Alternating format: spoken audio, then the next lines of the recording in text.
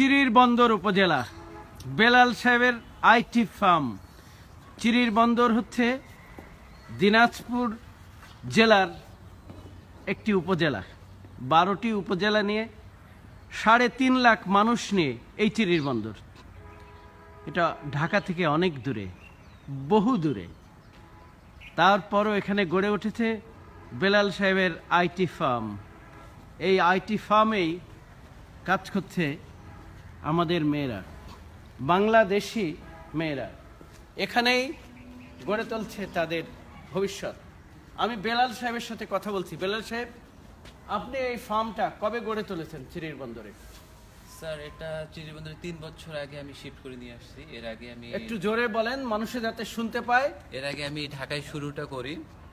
তখন আমি কয়েকজন ছেলে আমার গ্রাম থেকে নিয়ে যাই, এবং আমি যখন শুরু করি তখনই আমার মাথায় ছিল যে আমি এটা গ্রামে ফিরে যাবেন।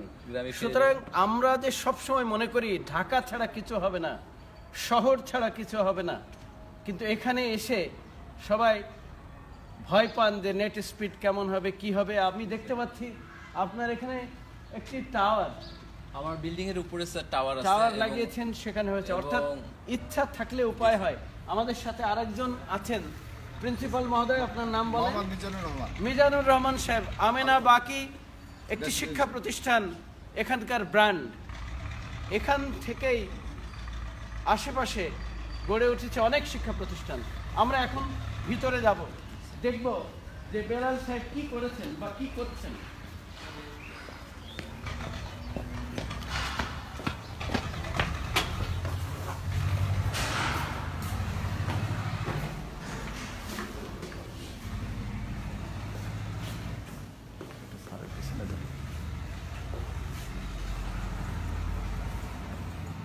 আমরা বেলাল সাহেবের ফার্মে এসেছি।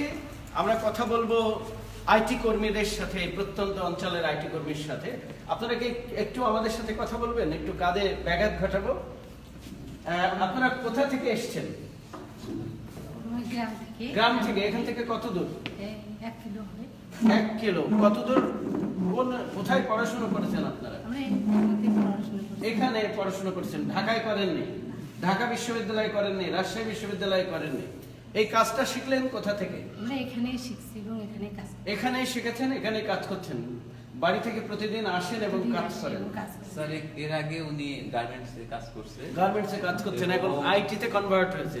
মানে সকাল 8টা থেকে রাত 8টা পর্যন্ত গার্মেন্টসে কাজ করতো। এখন উনি এখানে মাত্র 8 ঘন্টা কাজ করে, 6টা থেকে দুপুর 2টা। আমাদের যে মানুষগুলো আসলে সোনার টুকরা, কিন্তু এই মানুষগুলোকে গড়তে হবে।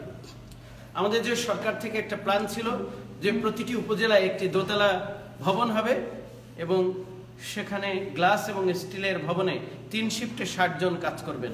আমি এসে বেলাল সাহেবের কাছে শুনছিলাম যে এখানে 3 শিফটে 60 জন কাজ করেন।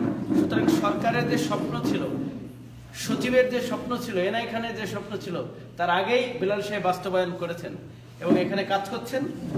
এনারা কাজ করে যখন বাড়িতে ফিরে যাবেন, এনাদের ছেলে মেয়েদের জেনারেশন, তারা অনেক স্মার্ট জেনারেশন, এবং এখানে একটা মানুষ বেলাল এই কাজটা করছেন। ঠিক একইভাবে এর পাশে একটা প্রতিষ্ঠান আছে ডক্টর আমজাদ হোসেনের আমেনা বাকি শিক্ষা প্রতিষ্ঠান। সেখানেও তৈরি হচ্ছে বাংলাদেশের ভবিষ্যৎ প্রজন্ম, ভবিষ্যৎ মানুষ। সুতরাং আমরা প্রতিটি উপজেলায় যদি আমরা এই কাজ করি, ফার্ম ডিটারমিনেশন থাকে, তাহলে হবে না এমন কোনো কথা নাই। এখানে তো সরকারের যে ফাইবার অপটিক কানেক্টিভিটি আছে, সেখান থেকে কি আপনি কি নেটওয়ার্ক কানেকশন নিয়েছেন? না স্যার, এখানে এখনো বিটিসিএল কানেক্ট হয়নি, যার কারণে আমরা নিতে পারিনি। তাহলে আমি বলবো, দেখুন, যদি সরকার থেকে, আইসিটি থেকে বা টেলিকম মন্ত্রণালয় থেকে এখানে হাই স্পিড কানেকশন দেওয়া হতো, তাহলে নিশ্চয়ই আরো দ্রুত এই কাজগুলো ছড়িয়ে পড়তো। এবং আইসিটি পলিসিতে যে আছে, যেটা বলা হয়েছে, আমি নিজে যেটা লিখে দিয়ে এসেছি, সেটা হচ্ছে প্রতিটি বাড়িতে ফাইবার অপটিক কানেকশন। তাই যদি হয়, ওনারা বাড়িতে বসে কাজ করতে পারবেন, রান্নার ফাঁকে, কাজের ফাঁকে ফাঁকে আইটির কাজ করবেন, টাকা আয় করবেন, এবং দেশে আইটি ফার্ম প্রতিটি বাড়িতে ছড়িয়ে পড়বে। অফিসে গিয়ে কাজ করতে হবে না, ফার্মে গিয়ে কাজ করতে হবে না। প্রতিটি বাড়ি ফার্ম, প্রতিটি বাড়ি আইটি ফার্ম, প্রতিটি মানুষ আইটির মানুষ, আইটি এনাবল। আমরা সেই দিনের অপেক্ষায় রইলাম যেদিন বেলাল সাহেবের উদাহরণ অন্যান্য উপজেলাগুলো বাস্তবায়ন করবেন, বেলাল সাহেবকে অন্যান্য উপজেলা অনুসরণ করবেন, আমাদের বাংলাদেশ সোনার বাংলা হবে। আমাদের প্রধানমন্ত্রীর স্বপ্ন 2021 সালের মধ্যে ডিজিটাল বাংলাদেশ, 2041 সালের মধ্যে উন্নত বাংলাদেশ হবে। অদূরে শুরু হয়েছে আইটি ফার্ম, বেলাল সাহেবের আইটি ফার্ম। আপনাদেরকে অসংখ্য ধন্যবাদ, আপনাদেরকে মোবারকবাদ জানাই। আশা করি আপনারা ফিরে গিয়ে বাড়িতে অন্য সবাইকে যেটা শিখছেন সেটা শেখাবেন, যেটা বলছেন সেটা বলাবেন, যেটা করছেন সেটা করাবেন। আপনাদেরকে ধন্যবাদ।